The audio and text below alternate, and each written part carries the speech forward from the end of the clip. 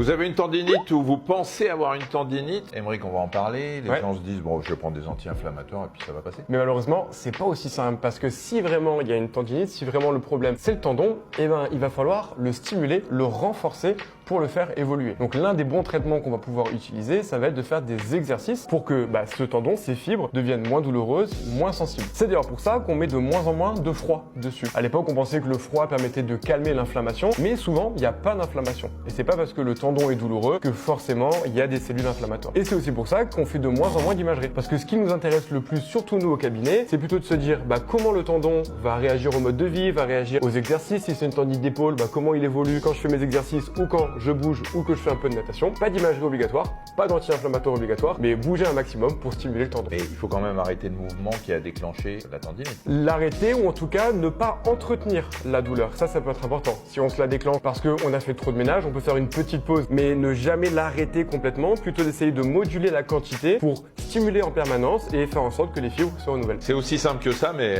mieux vaut le savoir.